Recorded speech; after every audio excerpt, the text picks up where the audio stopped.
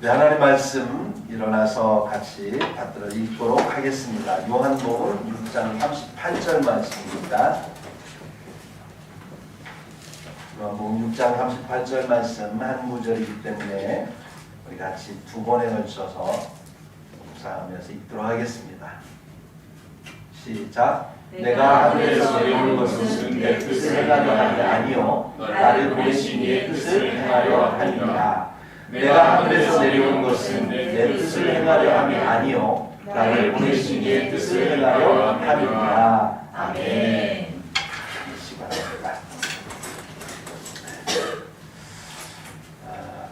사랑하는 성도 여러분, 우리 주님께서 이 땅에 오신 이유가 있다고 합니다.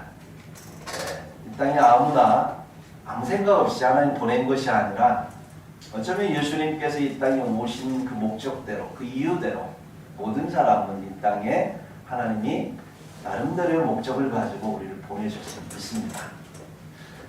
예수께서 이 땅에 오신 목적, 오늘 요한복음 6장 38절을 같이 읽었는데요. 보니까 내가 하늘에서 내려온 것은 나를 보내신 이의 뜻을 행하려 함이라 됐습니다.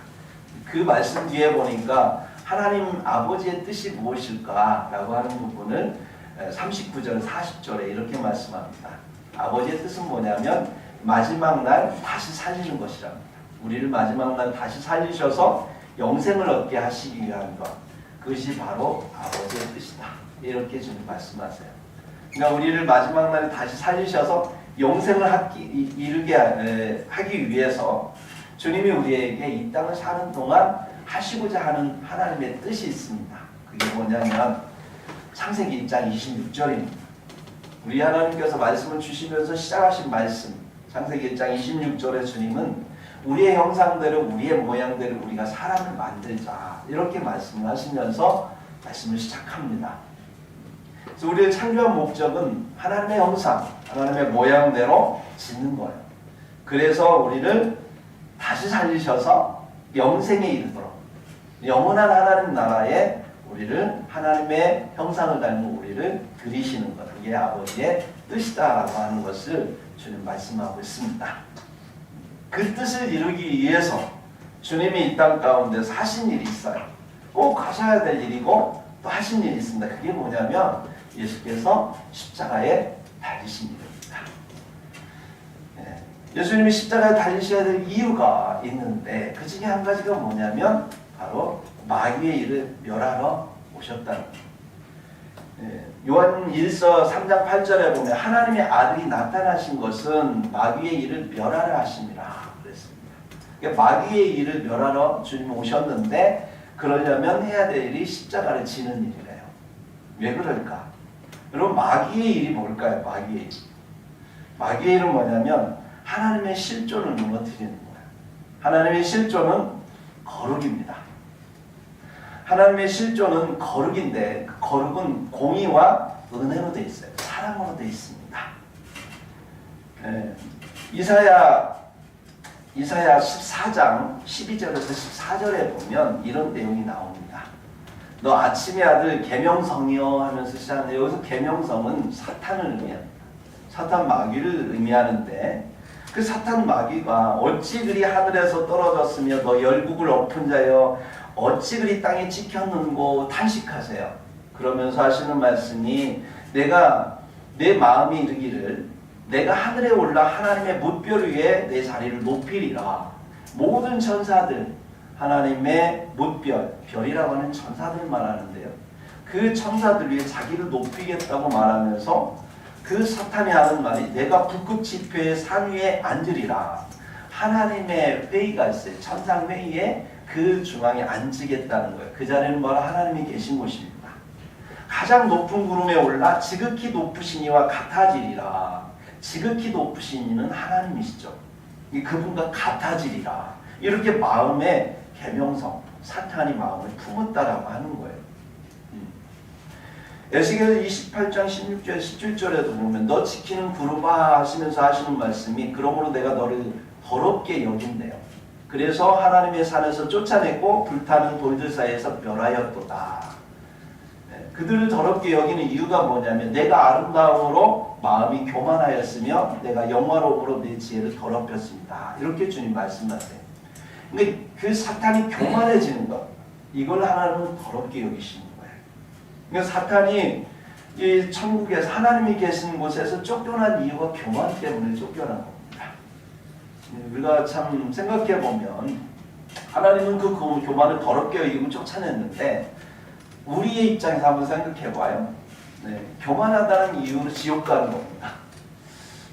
물론 하나님의 편에서 볼 때는 그 교만은 큰 죄지만 또 우리 입장에서 볼 때는 살인죄보다 교만이 그렇게 커 보이지 않죠. 우리 입장에서 그렇다는 거예요.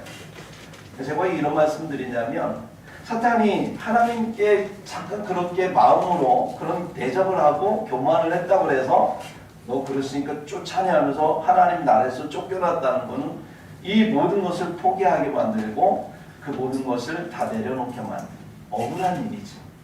억울했습니다. 그래서 그가 하나님께 복수하고 싶은 마음이 있었던 거예요. 그 복수하고 싶은 마음이 뭐냐면 그걸 어떻게 실행하느냐면 인간을 타락시킨 겁니다. 하나님이 그토록 사랑하시는 인간을 타락시키는 거예요. 그래서 그를 하나님 앞에 데려다 놓는 거예요. 그리고 하나님 앞에 데려다 놓고 하나님의 실존을 무너뜨리는 겁니다. 하나님이 그를 심판하면 보세요. 하나님 사랑이 없잖아요. 비난하고. 하나님이 무작정 그의 죄를 용서해주면 무슨 공의로운 하나님이 그러냐고 또 비난할 수 있는 거잖아요. 그러니까 이러한 실존 딜레마, 하나님의 그 거룩 속에 있는 그러한 심판, 공의 하나님과 사랑의 하나님이 공존해야 되는데 그게 어떤 면에서 볼 때는 굉장히 이율배반적인 거죠. 공의로 죄를 심판하면 사랑을 베풀 수가 없고 사랑을 하다 보면 공의로운 것이 해가 될 수 있으니까 이게 하나님이 갖고 있는 실존 딜레마일 수 있습니다. 이것을 사탄이 이용하고 됐던 거예요. 인간을 타락시켜서. 왜? 내가 그렇게 하나님 앞에 잠깐 교만했다고 나를 쫓아내는 하나님은 사랑의 하나님이 아니라고 생각했거든요. 그건 그렇게 큰 죄가 아닌데 이렇게까지 내가 심판을 받아야 될 것은 공의의 하나님이라고 생각했거든요. 불의의 하나님이라고. 그러니까 그걸 드러내고자 하는 거예요. 그걸 드러내야만 나의 정당성이 있기 때문에 나의 정당함을 위해서 하나님의 실존을 향해서 그 실존을 무너뜨리고 그리고 그분으로 하여금 스스로 자멸에 이르게 하기 위한 것이 사탄의 공략이었습니다. 우리가 볼 때는 그렇게 해서 하나님이 무너질까 보면 하나님이 만약에 거기에 걸려들었다면 하나님 스스로 견디지 못할 거예요. 하나님 너무나 거룩하신 분이기 때문에 너무나 공의로우신 분이고 너무나 사랑이 크신 분이기 때문에 거기에 흠이 하나라도 나면 그분 스스로 감당할 수 없지. 그러기 때문에 당신 스스로 무너질 수 있는 거예요. 그러나 하나님은 단번에 이 일을 해결하십니다. 사탄이 볼 때는 걸려든 거죠.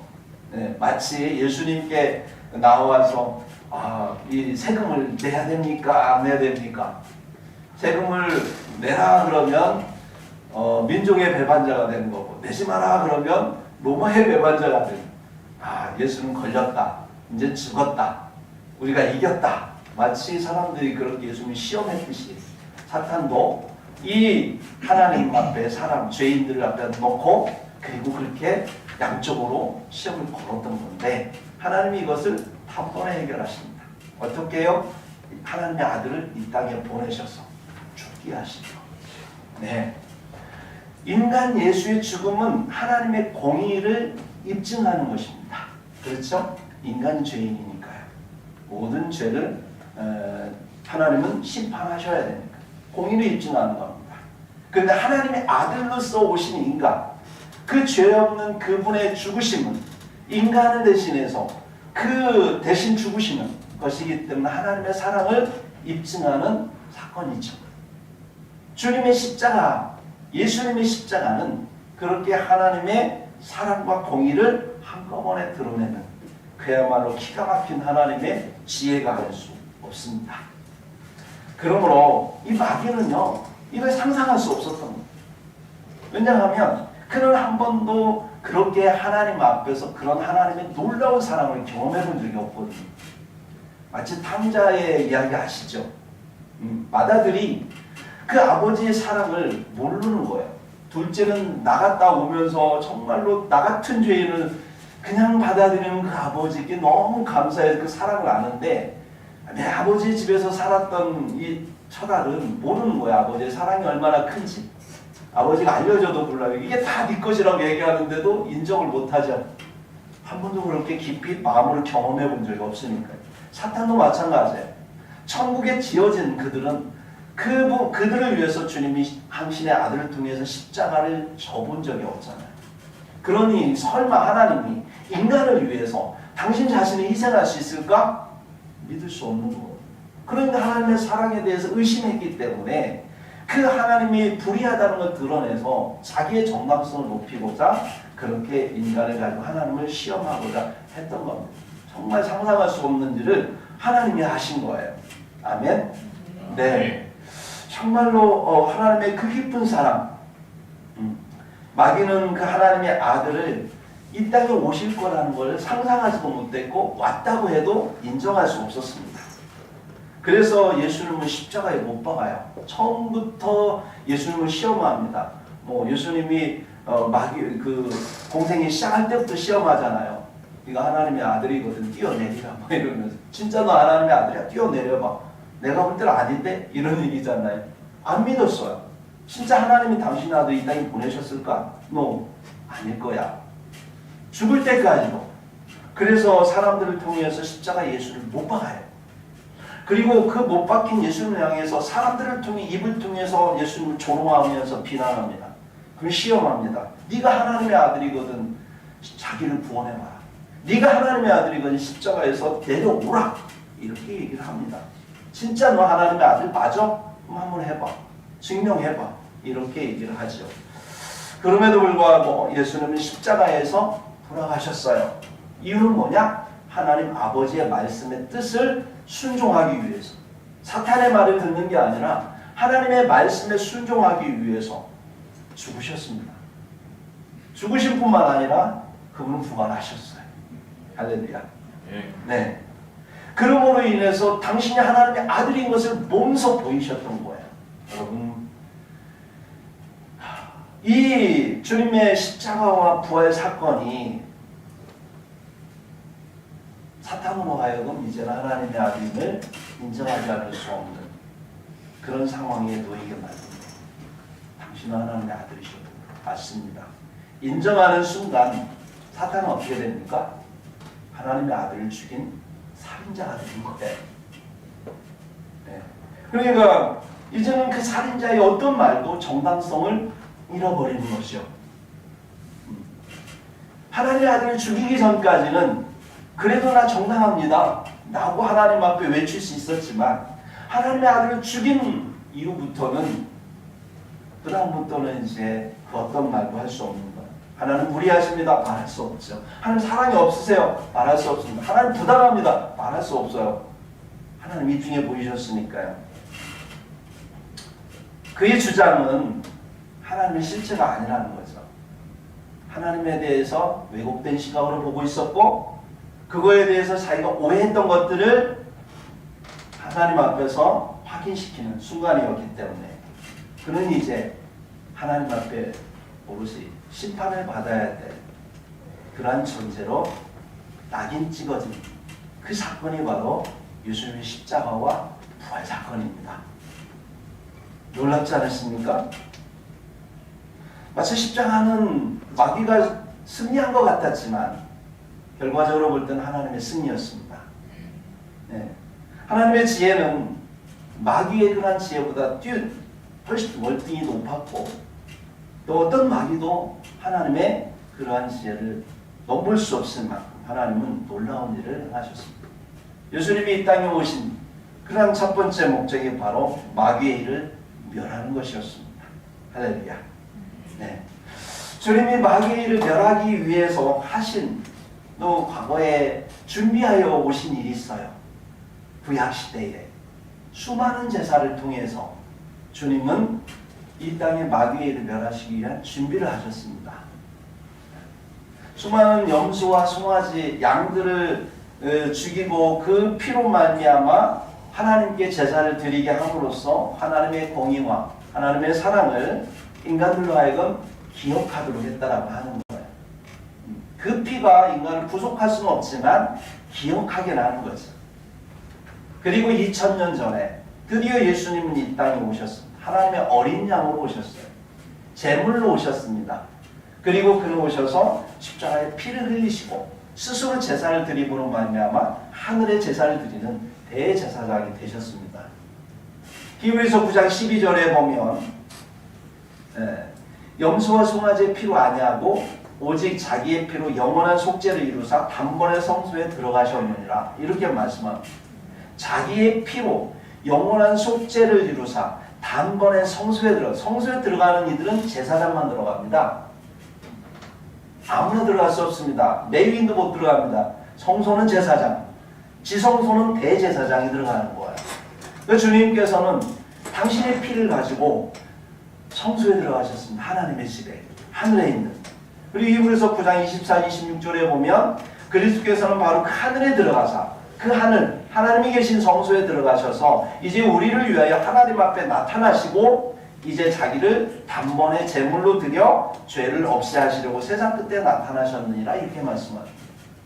그러니까 우리 주님께서 오셔서 십자가에 달리신 그 사건은 마귀를 무너뜨리고 인간을 구원하시기 위해서 하나님이 영원한 제사를, 하나님의 아들이 영원한 제사를 한 번에 드리신 사건이에요. 네. 예수님이 오신 두 번째 목적은 제물이 되셔서 하늘의 제사를 드리러 오셨다라고 하는 인간의 구원을 위해서. 네.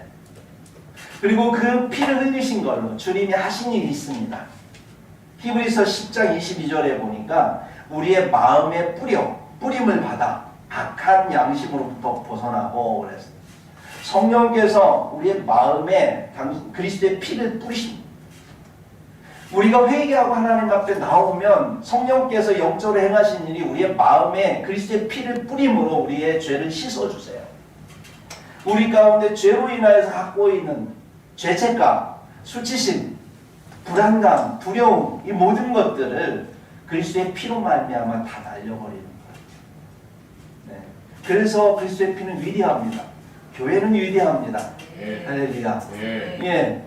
모든 사람은 죄인이에요. 죄인이기 때문에 죄를 질 수밖에 없어요. 그러나 새롭게 시작할 수 있는 곳은 용서가 있는 곳, 그리스도의 피로 말미암아 대속이 있는 곳, 교회밖에 없습니다. 그래서 이 땅의 희망은 교회가 돼야 되는 거고, 그래서 이 땅에는 모든 사람들이 교회에서 예수 그리스도를 믿고 그의 피로 말미암아 구원을 얻어야 이 땅이 밝아지는 거예요.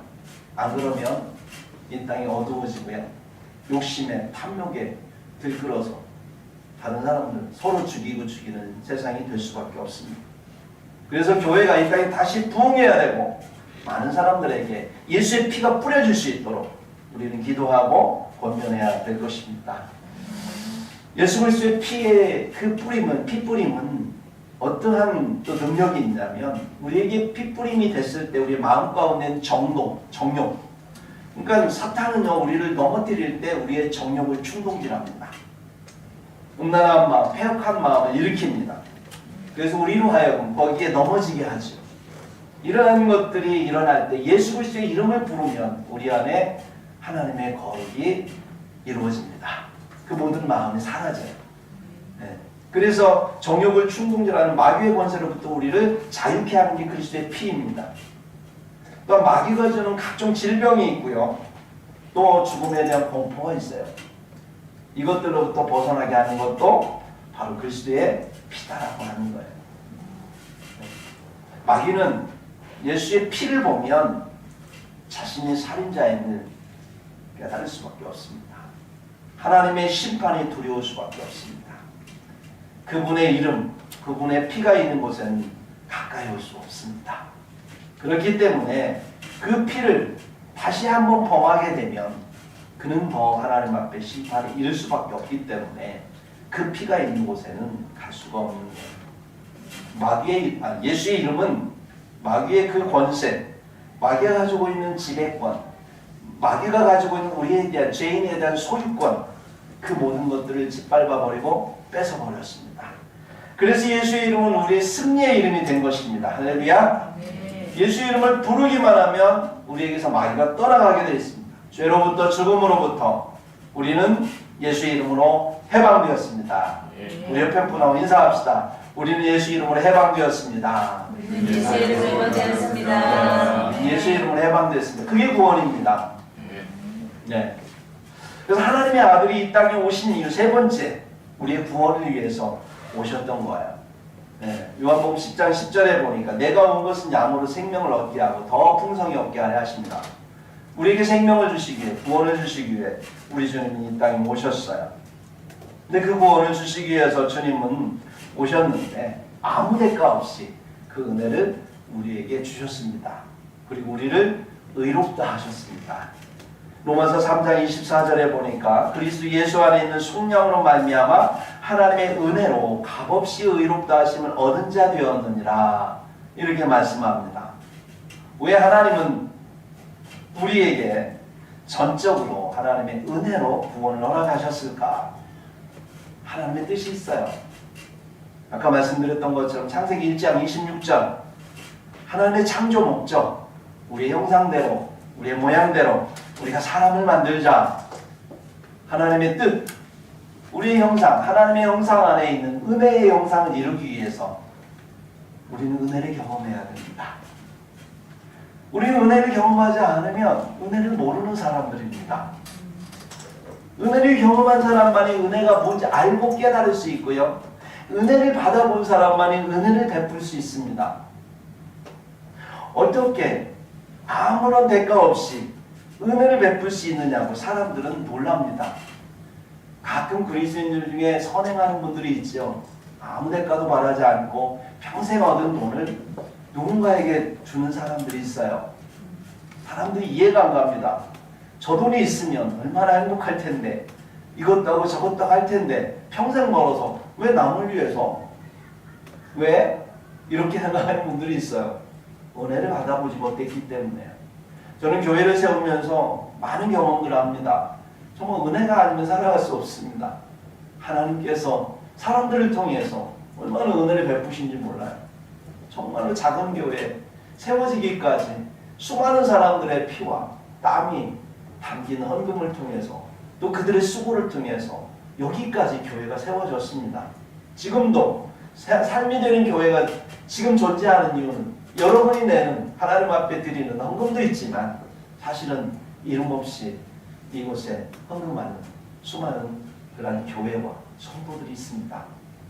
우리는 그 빛을, 사랑의 빛을 지고 있습니다. 그 은혜를 알고 있습니다. 그래서 우리 교회도 하나님 안에서 성장하면 더 많은 교회를 섬겨야 될 사랑의 의무를 가지고 있습니다. 우리는 경험했기 때문에 은혜가 작지만 누군가에게는 커다란 행복이 될 수 있다는 것, 희망이 될 수 있다는 것을 은혜를 받아봤기 때문에 압니다. 그러므로 정말로 하나님께서 하나님의 형상, 은혜의 형상을 이루기 위해서 주님은 우리에게 은혜를 주셨습니다. 아무 값 없이. 그래서 우리는 은혜를 경험해야 됩니다. 하나님의 은혜를 경험해야 되고 그 은혜를 끼치는 실천을 통해서 그 은혜의 깊이를, 은혜의 넓이를 경험해 보아야 될 것입니다. 하나님은요, 선악과를 통해서 우리에게 악을 경험하는 기회를 허락하셨습니다. 가슴은 아프지만 그러나 그것을 주님께서 우리에게 허락하시면 우리는 죄를 알게 되었어요. 죄가 얼마나 고통스럽고 아프고 두렵고 우리를 불안하게 하고 미래를 망치고 우리를 사망에 이르는지. 작은 불순종이었지만 그 작은 불순종이 꼬리에 꼬리를 물어서 우리를 어떻게 사망에 이르게 하는지를 우리는 죄를 경험하면서 깨달아 알고 있습니다. 더불어서 주님은 예수 그리스도의 십자가를 통하여서 하나님의 은혜를 경험합니다. 그 죄보다도 더 크신, 더 기쁘신 하나님, 그 어떤 것으로부터 끊을 수 없는 그 사랑을 주님께서는 십자가를 통해서 우리에게 보여주시고 그 은혜를 경험케 하심으로 하나님께서 우리의 죄인이지만 우리의 죄를 다 깨끗이 씻어주시고 우리에게 하나님의 의를 입히셔서 우리에게 죄가 남는 것이 아니라 의만 남게 하셔서 당신의 나라에 영원히 보존하기 위한 것이 하나님의 뜻입니다. 할렐루야. 네. 그래서 창세기 3장 22절에 여호와 하나님이 이르시되 보라 사람이 선악을 아는 일에 우리 중 하나같이 되었다고 말씀합니다. 이게 하나님의 뜻인 거예요. 하나님의 뜻은요, 하나님의 형상대로 하나님의 모양대로 우리가 사람을 만들자. 이게 하나님이 처음부터 끝까지 우리를 창조하셔서 우리를 양육하시는 하나님의 뜻입니다. 그래서 하나님의 아들이 이 땅에 오셔야만 됐고 십자가를 지셔야만 됐고 그 은혜를 통하여서 하나님의 은혜의 영상을 우리 안에 이루고자 하셨던 것입니다. 그러므로 예수 그리스도 하나님의 아들이 이 땅에 오셔야 될 이유 중에 하나는 바로 하나님의 형상을 우리 안에 은혜의 형상을 만들게 하기 위함이셨습니다. 할렐루야. 그뿐만이 아닙니다. 하나님의 아들이 이 땅에 오신 이유는 우리를 섬기기 위해서, 삶의 본보기가 되기 위해서 오셨다라고 하는 거예요. 네. 마태복음 20장 28절에 인자가 온 것은 섬김을 받으려 함이 아니라 도리어 섬기려 하고 자기 목숨을 많은 사람의 대속물로 주려 함이니라 그랬습니다. 여러분, 주님께서 이 땅에 오신 목적은 섬기러 오셨어요. 그리고 희생하러 오셨어요. 그것을 본을 보이러 오셨대요. 요한복음 13장 15절에 내가 너에게 행한 것 같이 너희도 행하게 하려 하여 본을 보였노라. 그냥 너희를 구원시키기 위함으로 그냥 끝나는 게 아니고 그렇게 살라고, 나처럼 살라고, 나처럼 희생하는 가치가 무엇인지 깨달으라고, 나처럼 섬기는 삶이 얼마나 귀한 것인지 그 가치를 깨달으라고, 삶을 통하여 경험해보라고 우리 이 땅에 보내셨어요. 우리는 이 땅에 섬기러 온 사람들입니다. 섬김을 받으러 온 사람이 아니라 섬기러 온 사람들입니다. 아이를 기를 때도 얼마나 섬겨야 됩니까? 어른이 될수록 우리는 섬길 때 섬기는 그 어른을 우리는 존경합니다. 예수님께서 죽을 때까지 섬겼던 것처럼 우리에게 섬김을 통하여 섬김을 평생 배우라고, 희생의 섬김의 가치를 알라고. 왜요? 하나님 나라는 그런 사람이 가야 그 나라는 서로 섬기며 아름다운 천국이 영원할 수 있기 때문에 그렇습니다. 오늘날 이 문제는, 이 나라의 문제는 섬김의 가치를 무너뜨렸다는 거예요. 희생의 가치를 무너뜨렸습니다. 누구도 희생하지 않습니다. 왜 가정이 무너지느냐? 희생하지 않으니까요. 옛날에 어머니들은 희생이 있거든요. 남편한테 술 마시고 때리는 남편 뭐가 좋다고 끝까지 삽니까? 자식들 때문에 희생하기 위해서 살아냈던 거예요. 그분들의 희생이 있었기 때문에 그 못된 아버지 밑에서 아이들은 그나마 잘할 수 있었고 그 아이들이 산업화를 이룰 수 있었고 이 나라의 번영을 이룰 수 있었습니다. 그 희생을 위해서 밤마다 주님의 전에 나와서 울며 기도하며 그리스도의 십자가를 바라보며 그 희생의 가치를 곱씹으면서 그분들은 살아냈기 때문에 오늘의 이 땅이, 이 번영이 있을 수 있는 거야. 이 나라 위기는 뭐냐면 희생하는 사람이 없다는 거죠. 희생의 가치가 땅바닥이 무너졌습니다. 누군가를 위해서 섬기고 사랑하는 것이 귀하다는 것을 세상은 가르치지 않습니다. 짓밟고 일어서야 되고 어떻게든지 권모술수라도 해서 대통령 무너뜨리고 권력자 무너뜨리고 내가 올라서야만이 성공했다라고 그런 것들을 가르치기 위해서 어떻게든지 세상 가운데에서 서로를 짓밟는 것을 가르치고자 하는, 희생하는 사람들이 바보처럼 여겨지는 세상을 지금 만들어가고 있잖아요. 하나님의 말씀의 가치, 그리스도의 희생이 땅바닥에 짓밟히는 세상 다시 우리는 일으켜야 됩니다.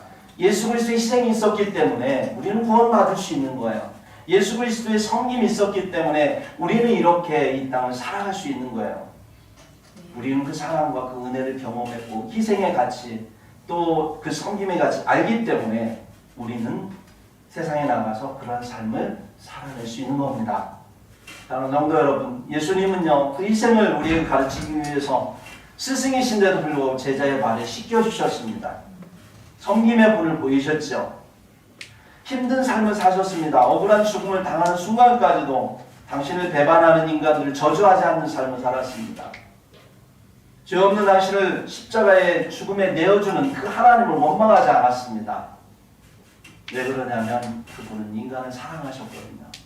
하나님 아버지를 사랑하셨습니다. 사랑하면 희생할 수 있는 것이죠. 그 사랑의 모습이 어떤지를 우리에게 순종을 통해서, 섬김을 통해서, 희생을 통해서 우리에게 보여주셨습니다. 그게 사는 길이라고. 그러므로 우리는 그 삶을 살아야 됩니다. 따라야 됩니다. 지금까지 그 하나님의 말씀을 온전히 이루어서 삶으로 순종해내는 그런 사람이 아무도 없었습니다. 오직 예수 그리스도밖에는. 예수 그리스도는요, 하나님의 형상과 모양으로 이 땅에 오신 분입니다. 그렇기 때문에 예수 그리스도는 인간 중에 완전한 인간이고 하나님의 형상으로서 우리에게 모델하우스, 하나님이 거하시는 성전으로서의 모델하우스, 본보기로서 우리에게 보여주신 분이 예수 그리스도다라고 하는 것이죠. 그래서 우리의 삶이 그분을 따라야 되는 거죠. 그분이 살아온 그 삶의 본보기가 없었더라면 우리는 지금 우리가 살고 있는 삶이 잘 살고 있는 건지, 바르게 살고 있는 건지, 과연 내가 사는 삶이 진리의 삶인지, 생명을 얻을 수 있는 삶인지 우리는 알 수가 없습니다. 내가 선행을 한다고 해서 그 선행이 과연 인정받을 만한 선행인지, 내가 도덕적으로, 윤리적으로, 양심적으로 사는 것이 과연 내가 영생을 이룰 수 있고 죽음 이후의 세계에 인정받을 수 있는 삶인지 아무도 몰라요. 그러나 예수 그리스도, 그분께서 우리에게 보여주신 삶, 그것은 바로 아버지께로 가는 인생의 길입니다. 그분이 우리에게 보여주신 삶의 모습 속에 그분이 하신 말씀은 우리가 따라야 될 참된 진리의 말씀이고요. 그분이 가신 길을 따라갈 때 그분이 우리에게 주시고자 하는 영원한 생명의 길이 바로 예수께서 우리에게 보여주신 길입니다. 그래서 그분은 요한복음 14장 6절에 내가 곧 길이요 진리요 생명이니 나로 말미암지 않고는 아버지께로 올 자가 없느니라 이렇게 말씀하십니다. 그래서 우리가 이 땅을 살아가는 목적도, 그리고 이 땅을 살아가는 방식도 주님을 알 때에 그분의 삶을 통해서 우리는 본을 얻을 수 있고 우리는 그분의 삶을 살아갈 수 있는 겁니다. 만약에 그분이 이 땅에 오시지 않았다면 우리는 우리의 삶을 어떻게 살아야 될지 아무리 말씀을 보아도 구약에 있는 성도들처럼 모를 수 있는 거죠. 이스라엘 백성들처럼. 네. 마지막입니다. 주님이 이 땅에 하나님의 아들이 오신 목적은 우리를 위로하러 오셨습니다. 할렐루야. 이사야 40장 1절에 보니까 너희 하나님이 이르시되 너희는 위로하라. 내 백성을 위로하라. 하나님은요 우리가 위로받기를 원하세요. 네, 이사야 49장 13절에 보니까 여호와께서 그의 백성을 위로하셨은즉 그의 고난당하는 자를 긍휼히 여기실 것입니다. 이렇게 말씀하세요. 네, 하나님의 뜻 우리는 압니다.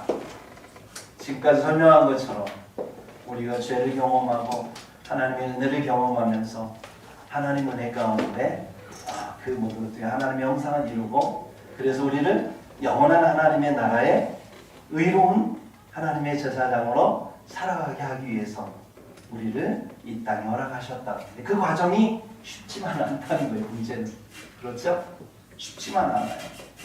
참으로 그 하나님의 그 뜻을 이루어내기에 죄가 주는 그 고통, 죽음이 주는 그 공포, 그리고 이 땅을 우리가 살아가면서 겪어야 될 추위와 더위와 배고픔과 아픔과 이별과 슬픔과 그 고통, 정말 당해보지 않은 사람은 그것을 위로할 수가 없는 것입니다. 하나님이 우리를 위로하시려면 하실 일이 뭐냐? 주님이 내가 너를 위로하고 싶다 말씀한다고 해서 위로가 되지 않아요. 그분을 위로하고 싶지만 우리 마음에 위로가 되지 않을 수 있어요. 왜요? 말씀만 하시니까요.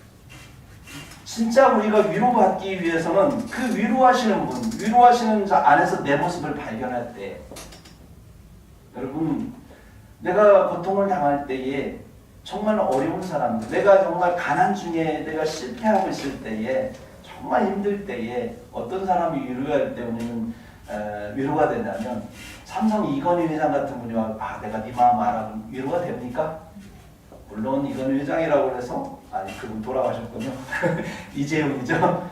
그분이라고 해서 뭐 아픔이 없는 건 아니겠죠. 그러나 가난해야 할 그 고통을 위로할 수는 없어요. 위로해도 우리가 위로가 안 돼요. 왜? 우리처럼 해봤냐고요.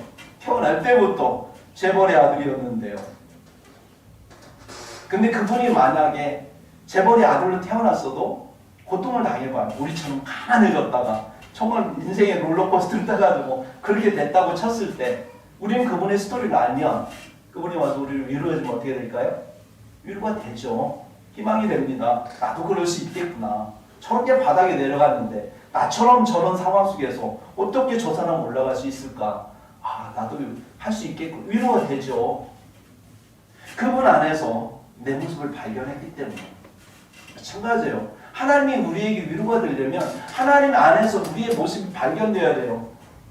하늘이 위에 계신데 그분이 위로하고 전능하신 분이라 다 하실 수 있다고 우리의 위로하신다고 하지만 우리에게 위로가 되기 위해서는 당신이 이 삶 속에 살아오셔야 되는 거예요. 우리처럼 살아내셔야 되는 거예요. 우리처럼 고난을 받아내셔야 되는 거예요. 그래야만이 우리가 공감할 수 있어요. 인정할 수 있습니다. 예수님은 이 땅에 고난의 시기에 오셨어요. 로마의 식민지, 일제의 식민지 속에서 살아갔던 우리의 조상들 얼마나 힘들었는데 아시죠? 네, 세금을 막 50%, 60% 전쟁이 일어나니까 뭐 제가 이 말씀 들어보니까 전쟁이 일어났을 때 막 그냥 집에 있는 모든 쇠붙이는 다 가져갔다고요. 네. 전 먹을 게 없어가지고 풀뿌리 막 나무 껍질 벗겨갖고 먹을 정도로 그렇게 어려운 시절. 그게 식민지의 나라의 상태입니다. 그러니까 이스라엘도 마찬가지였을 겁니다. 그 어려운 나라에 얼마나 가난한 집에 태어났는지 세상에 그 각박한 세상에 오셨는데 예수님이 아기로 오셨는데 그분이 그 아기로 태어날 그 장소가 없어서 마을반에 태어나셔야 되는 거예요. 참 우리나라로 말하면 길동이 길에서 난 거예요. 네. 그분의 청소년 시절은요, 여러분 소년가장이었습니다.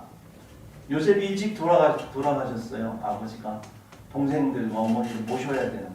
그래서 일찍 아버지의 기술을 배워서 소년가장으로 열심히 목수일을 하셨던 분입니다. 그분은 청년이 되어서 30세가 되어서 집을 출발합니다. 그런데 평생 집안치 없이 사셨어요. 떠돌아다니면서. 짧은 인생을 살아갑니다. 남을 위해서 희생만 하다 가셨어요. 근데 문제는 뭐냐면 그 희생하며 살아가던 인간들이 예수님을 배반한 거예요. 네. 그리고 누명 쓰고 죽게 됩니다. 얼마나 억울합니까? 그냥 죽어도 되는데 그 당시에 가장 극형이었던 십자가형을 받는 거예요. 이보다 억울한 삶을 살아본 사람이 인류에 있다면 나오라고 하세요. 없습니다. 그래서 예수님 앞에 나오면 누구도 위로받지 못할 자가 없는 거예요. 내가 다 안다. 그러면 그냥 그 한마디 위로가 되는 거예요. 그분의 인생을 생각해보면 내가 다 알아. 억울하지, 힘들지, 슬프지, 고통스럽지 다 안다. 이렇게 말씀만 하시면 우리는 그냥 위로가 되는 겁니다. 우리의 연약함을 누구보다도 잘 아시는 분입니다. 우리의 고통을 누구보다도 많이 느끼신 분이십니다. 그래서 내가 힘들고 어려울 때 우리 주님 앞에 나아가면 어떤 상황에서도 주님은 우리를 위로하실 수 있습니다. 그럼 여러분 고통받고 있는 일이 있으신가요? 걱정하고 염려되고 힘들고 어렵고 앞이 캄캄하고 과연 내 앞길이 어떻게 될까 두려우신가요? 우리 주님 앞에 나아갑시다. 그리고 주님 앞에 내 모습을 내려놓고 다윗처럼 있는 마음 그대로 진실하게 하나님 앞에 내려놓읍시다. 하나님의 위로가 있습니다. 하나님의 아들의 위로가 있습니다. 그분이 이 땅에 오신 목적은 우리를 위로하고 오셨습니다. 지금까지 말씀드린 모든 예수 그리스도 하나님의 아들의 오신 목적을 한 가지로 요약하면 사단의 권세를 없애고 우리를 구원해서 그 과정 속에서 하나님의 형상을 이루어서 하나님 나라에 들이시고자 하는 것, 이게 예수님의 오신 목적입니다. 우리 주님 다시 오신다고 약속하셨습니다. 요한복음 14장 3절에 가서 너희를 위하여 처소를 예비하면 내가 다시 와서 너희를 내게로 영접하여 나 있는 곳에 너희도 있게 하리라. 우리 주님이 오시는데 그 오시는 목적은 뭐냐면 그렇게 하나님의 형상대로 지어진 우리를 주님께서는 영원한 나라 하나님이 계신 그곳에 우리를 들여서 하나님과 함께 영원히 있게 하려고 이 땅에 오신다 라고 주님이 말씀하셨습니다. 우리는 그 소망을 갖고 사는 사람들입니다. 우리는 그 희망을 가지고 그 은혜를 가지고 살아가는 사람들입니다. 그럼 여러분 하나님의 뜻을 잊지 마십시오. 어떤 상황 속에서도 하나님의 뜻을 잊지 마십시오. 아, 주님이 나를 지금 만지시고 계신다. 만들고 계시는 과정 속에 있구나. 이게 내 저주가 아니고 내 절망이 아니라 이를 통하여 하나님의 형상을 짓고 계시는구나. 하나님이 당신의 뜻에 빠졌을 때 그때가 되면 다시 나를 일으키리라. 하나님의 그 뜻을 우리가 생각하면서 오늘 또 성령께서 우리 인도하심을 믿고 삶으로 순종하며 주님 앞에 기대하며 나아갈 때 우리는 오늘도 믿음으로 승리할 줄로 믿습니다. 할렐루야. 우리 주님의 오심은 저와 여러분을 영원한 삶으로 이끄시기 위한 하나님의 사랑입니다. 기도하겠습니다.